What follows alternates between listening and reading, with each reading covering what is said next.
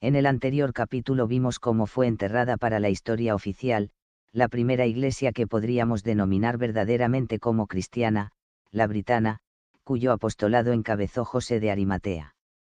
Pero hay otros cristianismos que fueron masacrados por la Iglesia romana. Uno de los más conocidos fue el arrianismo, y ya vimos cómo Arrio confrontó con valentía el dogma ortodoxo romano en el Concilio de Nicea del 325, eso sí,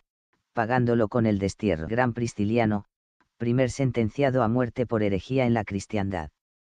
Pristiliano, nacido en el 340 e hijo de familia bien acomodada, sin embargo fue un hombre de vida austera, que tuvo un enorme predicamento en la época en toda la península ibérica y la Aquitania francesa.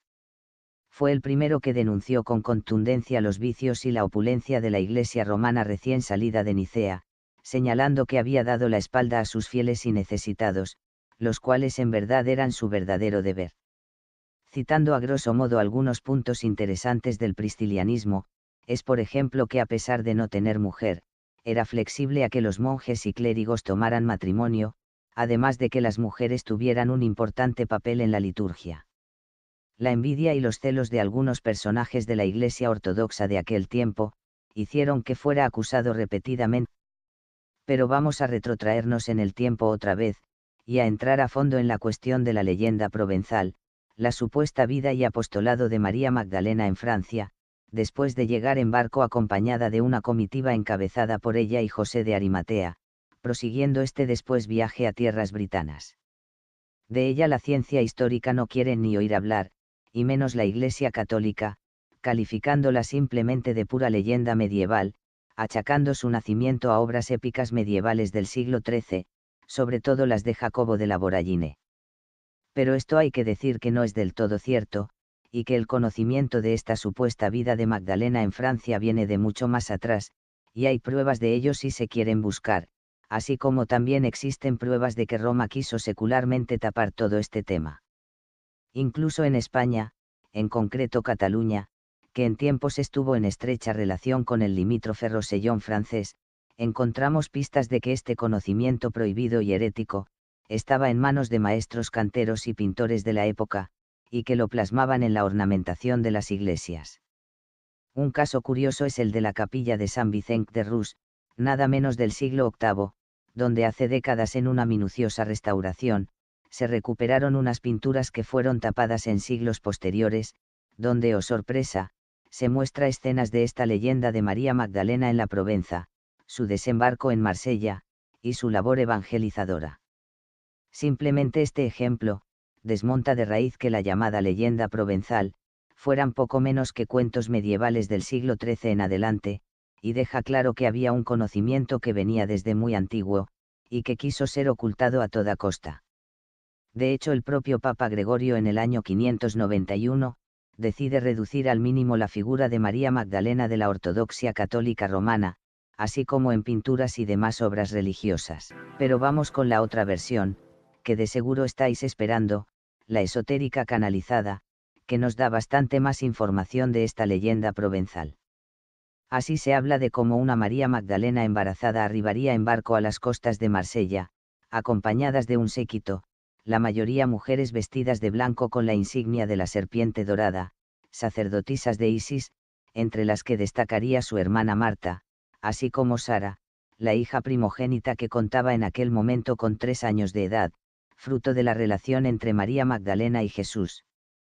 Allí Magdalena se presentaría como la compañera del archidruida, el Maestro Jesús, siendo acogidos por las hermandades druidas de la zona, que ya comentamos capítulos atrás cómo conocían ya la existencia del Maestro, cuando de adolescente fue instruido por el Consejo Druida, tras reconocerle tras varias pruebas iniciáticas que era el que debía de venir, el archidruida, el gran druida entre todos los druidas.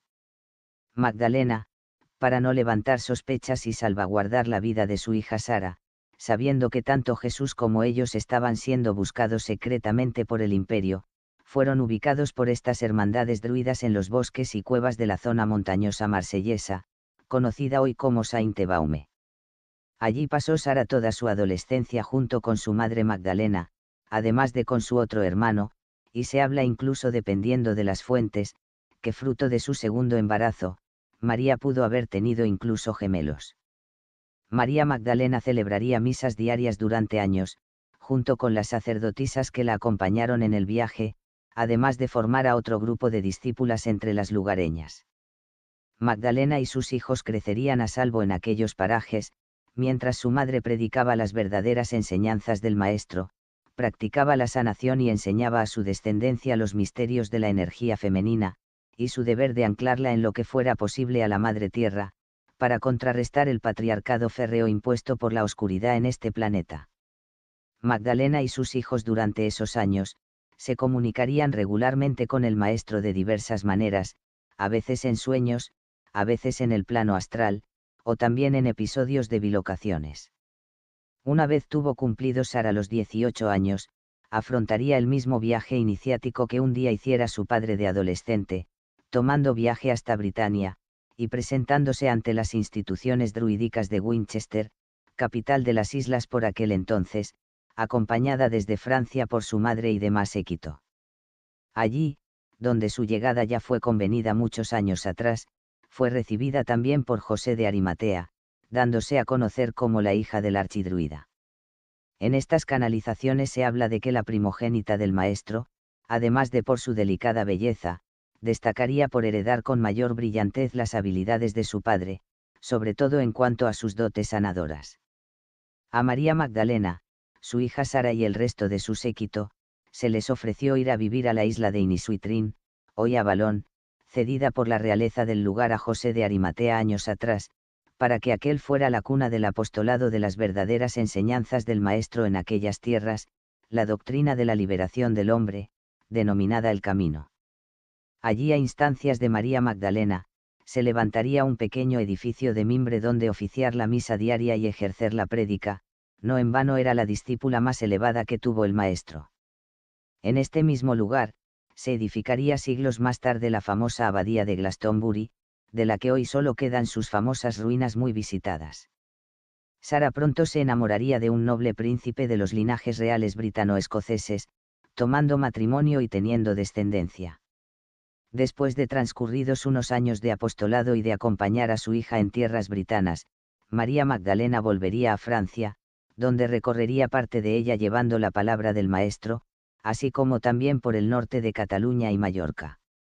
Moriría en su retiro de Saint-Baume contando con alrededor de 100 años de edad, y enterrado su cuerpo en lugar seguro por sus discípulas sacerdotisas. Por su parte, Sara, al cumplir los 50 años, iría con su familia a vivir a Escocia, debido a las obligaciones del linaje real escocés de su marido, muriendo allí superados ya de largo, los 80 años de vida.